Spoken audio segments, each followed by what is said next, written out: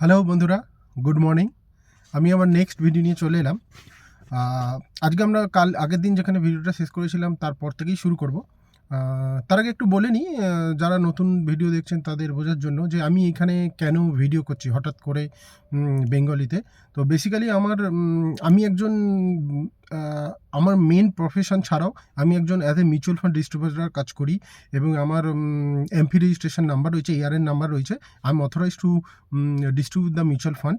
তো বেসিক্যালি আমরা এখানে ইকুইটি ইনভেস্টমেন্ট নিয়েই বেশি কথা বলবো। ইকুইটি ইনভেস্টমেন্টের রিস্ক কী, ইকুইটি ইনভেস্টমেন্ট কেন করা উচিত, সব all this thing. But before going to that equity investment directly, তার আগে আমাদের বলে নেওয়া উচিত যে আর বাকি অ্যাসেটগুলো ক্লাসগুলো কী, সেইগুলোর কী প্রোস অ্যান্ড কনস আছে, তবেই না আমরা কম্পেয়ার করতে পারবো ইকুইটির সঙ্গে। তো তাই জন্যই বাকি অ্যাসেট ক্লাসগুলো নিয়েই কথা এখনও পর্যন্ত চলছে। এখনও পর্যন্ত ইকুইটির পার্টে আমরা আসিনি। আর এখানে যেহেতু আমি চাইবো যে শুরু থেকে সব কিছু বলতে, তাই জন্য আমি একটু একদম বেসিক জায়গাগুলো নিয়ে যাচ্ছি এখন। তার আগে বলে নিই যে ইকুইটি ইনভেস্টমেন্ট করতে গেলে যেহেতু আমার নিজস্ব 15 বছর এক্সপিরিয়েন্স আছে ইকুইটি ইনভেস্টমেন্ট করার, এবং আমার কিছু ক্লায়েন্ট আছে যাদের মিউচুয়াল ফান্ড আমার মাধ্যমে করে। তো একটা মোটামুটি অ্যামাউন্ট, ভালো রকম অ্যামাউন্ট একটা আমি ম্যানেজ করি। তো সেই based on that experience and কী মিস্টেক আমি করেছি, সেই মিস্টেক সম্বন্ধেগুলো বলবো, তাতে যাতে আমাকে যে শুনছে বা যারা অ্যাওয়ারনেস ক্রিয়েট করতে চাইছে তারা যাতে সেই মিস্টেকগুলো আবার রিপিট না করে। অনেকেই বোঝে, আমরা বুঝি না হোয়াট ইজ ইকুইপমেন্ট। বোঝার বেশি কিছু দরকার লাগে না। বেসিক জিনিসটা কি, প্রোডাক্টটা কি জানতে হবে আপনাকে। জানতে গেলে তার জন্য এক্সপার্টাইজ আছে। কোন কোম্পানিতে কোথায় ইনভেস্ট করে তারা এক্সপার্টাইজ সেগুলো করবে। কিন্তু তার আগে আমাকে বুঝতে হবে প্রোডাক্টটা কী, প্রোডাক্টের মধ্যে রিস্ক কী, রিস্ক রিওয়ার্ড কী, ওই প্রোডাক্টের এগেনস্টে অল্টারনেটিভ প্রোডাক্টগুলো কী রয়েছে, ওই অল্টারনেটিভ প্রোডাক্টের রিস্ক রিওয়ার্ড কী। তো সেই পুরো ব্যাপারগুলো যখন আমি জেনে যাব, তখন আমার কনভিন্সিং আসবে এবং যখন এটা খারাপ সময় আমরা সেটাকে তাহলে ম্যানেজ করতে পারবো। খারাপ সময় আমরা প্যানিক করবো না, এই ব্যাপারটা। তো যেখানে লাস্ট দিন যেখানে কথা শেষ করেছিলাম সেটা হচ্ছে ইনফ্লেশন নিয়ে কথা বলছিলাম। তো এখন যদি বলা যায় ইনফ্লেশন কি, বাংলায় ইনফ্লেশন মানে হচ্ছে বেসিক্যালি মূল্যবৃদ্ধি। জিনিসপত্রের দাম বাড়ে, আপনারা জানেন প্রত্যেক বছর জিনিসপত্রের দাম বাড়ে। তো একটা সার্টেন পার্সেন্টেজ বেরোয়, 7%, 8% overall average. It doesn't mean the 7%, 8% for all the category. হয়তো এডুকেশন, হেলথ সেক্টর আরও বেশি, ঠিক আছে। হয়তো আমি গুড়গাঁওতে থাকি, গুড়গাঁওতে রিয়েল এস্টেটের ইনফ্লেশন অনেক বেশি। প্রত্যেক বছর 11 মাস অন্তর ওনারা আমার 10% করে বাড়িয়ে দেয়, ঠিক আছে। আমার স্যালারি যাই বাড়ুক, আমাকে রেন্ট 10% বাড়াতে হবে। কিন্তু অন্য আমার নিজস্ব হোমটাউন হচ্ছে শ্রীরামপুরে এদিকে আমার নিজের ফ্ল্যাট রয়েছে। সেই ফ্ল্যাটে আমি 3 বছরে অন্তর 10% বাড়াই, বা সেটাও বাড়াতে গেলে আমার অসুবিধা হয়। তো সেটা এরিয়া টু এরিয়া ডিপেন্ড করে, রিয়েল এস্টেট ইনফ্লেশন আর অন্য। তো অ্যাভারেজ মোটামুটি ধরতে পারে 6-7%। তো কেন এফডি নট আমাকে পৌঁছবে না, আমার গোলকে এমকে রিচ করতে হেল্প করবে না, সেইটা বলার জন্য এই কথাটা ইনফ্লেশন বলে। এভরি রিটার্ন ইনফ্লেশনের আশেপাশে, ঠিক আছে, ইনফ্লেশনের থেকে বেশি রিটার্ন দিতে পারে না। এবং যদি আমরা ট্যাক্স বাদ দিয়ে, কেউ যদি ট্যাক্স আপার ব্যাকের 30% ব্যাকের ট্যাক্স হয়, 20 হয়, 10% হয়, সেই ট্যাক্স যদি ডিডাক্ট করা হয়, তাহলে দেখা যাবে যে এফডি রিটার্ন ইনফ্লেশনের চেয়েও নিচে এসে যাচ্ছে। তাহলে কি ব্যাপারটা কিরম দাঁড়াচ্ছে, ধরুন আমি একটা পারপাস নিয়ে টাকা জমাচ্ছি, 5 লাখ টাকা আমার দরকার, আমি 5 বছর ধরে 5 লাখ টাকা জমানোর জন্য, একটা জিনিস কেনার জন্য জমাচ্ছি, প্রতি বছর 1 লাখ টাকা করে জমাচ্ছি। তো 5 বছরে 5 লাখ হবে, এবং সেই টাকাটা ব্যাংকে আমি জমাচ্ছি, আরডি করছি, এবং ব্যাংকে যে 6-7% ইন্টারেস্ট দিচ্ছে, ধরে নিচ্ছি আপনি আমার ওই টাকাটা 5 লাখ টাকা, 5,40,000 বা 50,000 টাকা সামথিং তৈরি হয়েছে, ঠিক আছে। এখন যদি ইনফ্লেশন ওই ব্যাংক যে ইন্টারেস্টটা রেটটা দিচ্ছে তার থেকে বেশি হয়, তার মানে ওই জিনিসটার দাম 5,50,000 থেকে বেড়ে 6 লাখ হয়ে যাবে। তো তার মানে কি দাঁড়ালো, আমি যখন জমাচ্ছিলাম তখন জিনিসটার দাম 5 লাখ টাকা ছিল, আমি গোলে রিচ করলাম 5 লাখ, ব্যাংক আমায় 50,000 টাকা ইন্টারেস্ট দিল, আমার টোটাল অ্যামাউন্ট তৈরি হলো 5,50,000, এবং আমি যখন জিনিসটা কিনতে গেলাম সেটা দাম হয়ে গেল 6 লাখ। তার মানে দাঁড়ালো কি, আমি জিনিসটা কিনতে পারলাম না, আমি শর্টফল করে গেলাম। তো এটাই বেসিক রিজন যে ইনফ্লেশনকে যদি বিট না করতে পারে, actually we are losing the money, we are not gaining anything. সেটা আমাদের মাথায় রয়েছে যে ভাবি যে এটা আমাকে টাকা বাড়াচ্ছে, কিন্তু টাকা বাড়াচ্ছে না। তো এই হলো বেসিক মুদ্রা ব্যাপারটা। এফডি ইনফ্লেশনকে বিট করতে পারে না। তো তার মানে এটা কি আমরা সব টাকা ইকুইটিতে ইনভেস্ট করবো তা নয়, আমরা প্রপার অ্যাসেট অ্যালোকেশন করবো, এফডিতেও ইনভেস্ট করতে হবে, ইকুইটিতেও ইনভেস্ট করতে হবে, মেইন ব্যাপার এটাই। এবং কী অ্যালোকেশনটা করবো, আপনার রিস্ক অ্যাপটিচিউড কত, এটা পার্সেন্ট, এটি প্রপারলি পার্সোনাল ফাইন্যান্স, এবং এই personal according to personal risk appetite ওই অ্যাসেট অ্যালোকেশনটা করবো, এবং এই অ্যাসেট অ্যালোকেশন করার ব্যাপারটাই আমরা অ্যাডভাইস করি, আমরা বলি যে আমরা অ্যাওয়ারনেস দিই অ্যাসেট অ্যালোকেশন কীভাবে করতে হয়, সেটাই আমাদের কাজ। তো যাই হোক, এফডি নিয়ে অনেক কথা বললাম, ডিপোজিট অলরেডি আগের দিন বলেছিলাম, আজকেও বললাম। এবং আরেকটা কথা যেটা আগের দিন বলা মিস হয়ে গেছিলো, যে যদি ব্যাংকে আমরা ডিপোজিট করি, ব্যাংকে একটা 5 লাখ পর্যন্ত ইন্টারেস্ট অ্যামাউন্ট ইন্স্যুরেন্স হয়। যদি ব্যাংক ফেলও হয়, এটাই যে ভুল ধারণা আছে, আগের দিন বলে দিচ্ছি আমি, এফডিও সেভ নয়। যদি ব্যাংক ফেল করে তাহলে এফডিও আপনার সেভ নয়, 5 লাখ টাকা পর্যন্ত সেভ, ঠিক আছে। এবার 5 লাখ টাকা পর্যন্ত সেভ যদি হয়, তাহলে আমি যদি 5টা ব্যাংকে অ্যাকাউন্ট খুলি, 5 লাখ মতো রাখি, এফডি রাখি, তাহলে আমার 25 লাখ টাকা সেভ হয়েছে, কারণ প্রত্যেক ব্যাংকে ইন্ডিভিজুয়ালি 5 লাখ টাকা করে সেভ হচ্ছে, ইন্স্যুরেন্স হচ্ছে। তো এখানে একটা ব্যাপার আছে, অনেক স্মল ফাইন্যান্স ব্যাংক আছে, যেমন হচ্ছে AU, সূর্যোদয় ব্যাংক, এইসব স্মল ফাইন্যান্স ব্যাংক আছে, এবং এই ব্যাংকগুলো তো 5 লাখ করে ইন্স্যুরেন্স সেভ আছে, কিন্তু এরা একটু ইন্টারেস্ট বেশি দেয়। HDFC ব্যাংকে যদি আপনি 6.5% ইন্টারেস্ট পান, তাহলে আপনাকে সূর্যোদয় ব্যাংক 8% ইন্টারেস্ট দেবে, তো 1.5% অ্যামাউন্টও কম নয়। তো আমি 5 লাখ টাকা, তাহলে 5 লাখ টাকা 1.5% করে আমি কেন লুজ করতে থাকবো প্রতি বছর?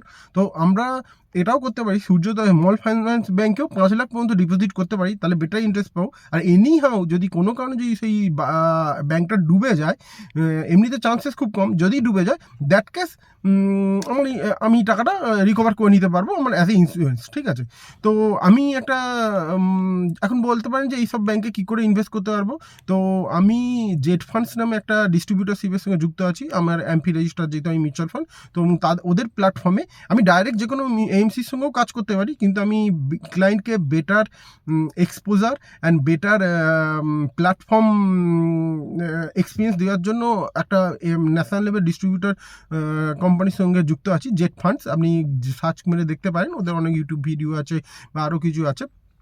তো ওদের প্ল্যাটফর্মে আপনারা এরকম স্মল ফাইন্যান্স ব্যাংকে ইনভেস্ট করতে পারেন, ঠিক আছে। তাতে আপনার ডাইরেক্ট ব্যাংকের থেকেই ডিপোজিট পাবেন এবং এক্সট্রা ইন্টারেস্ট পাবেন, ঠিক আছে।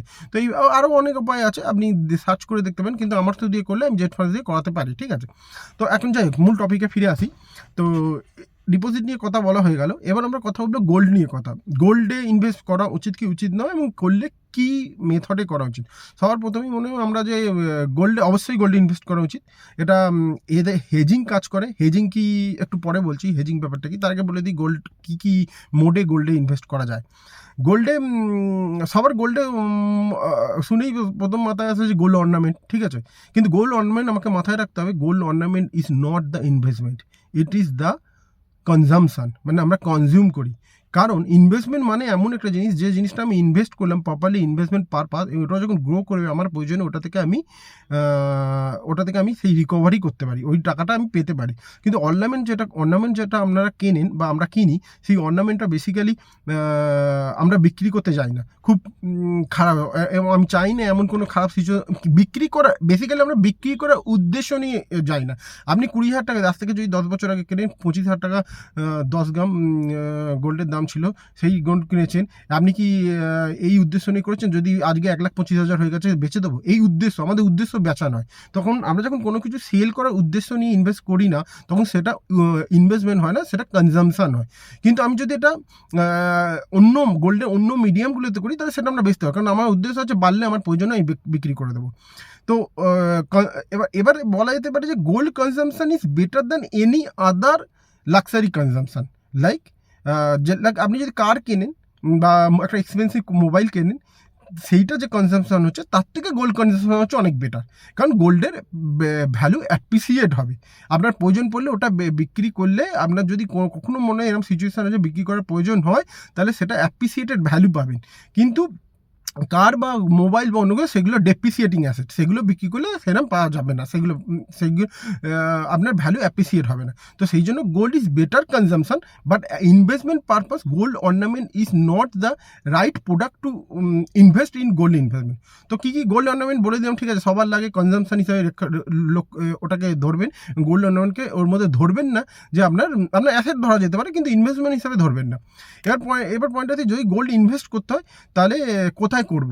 তো এটা বছর 3-4 আগে একটা এসজিবি বলে সভারিন গোল্ড বন্ড বলে গভর্নমেন্ট অফ ইন্ডিয়া ইস্যু করতো, সেটা বেস্ট উপায় ছিল গোল্ড ইনভেস্ট করা।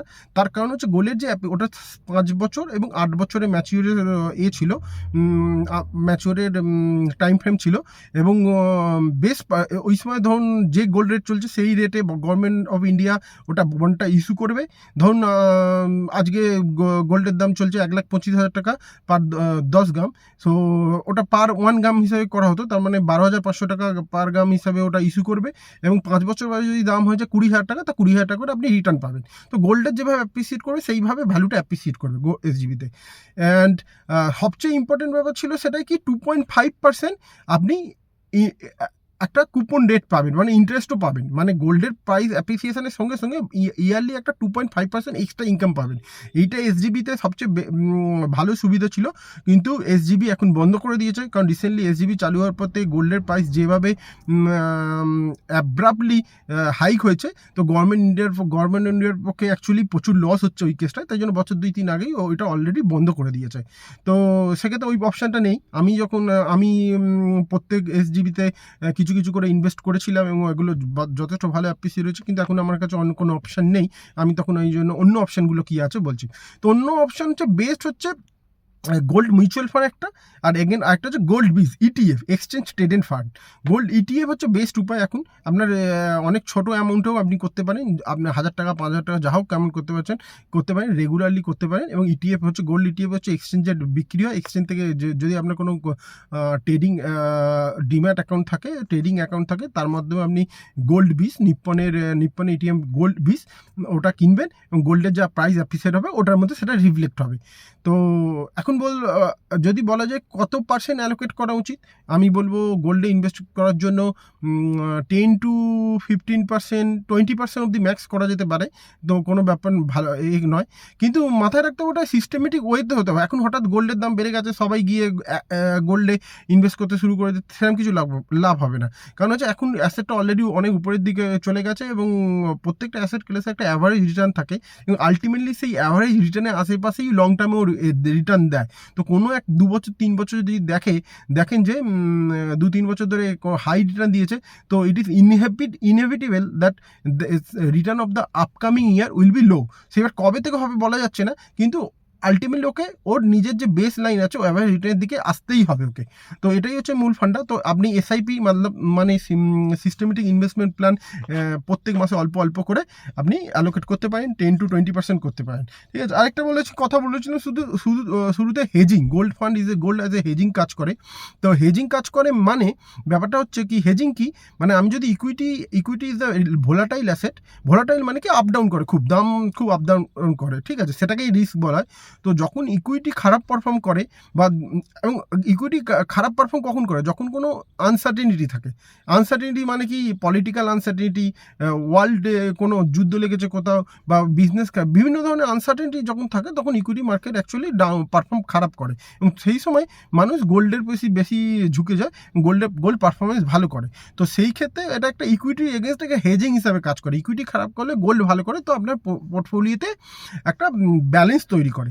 তো এইসবই আমাদের কাজ, কীভাবে ব্যালেন্স তৈরি করা, যাতে আপনার ইকুইটিটা খারাপ পারফর্ম করলেও আপনার মানসিক সন্তুলন বিগড়ে না যায়, সেটাই আমাদের আর্নেস তৈরি করা।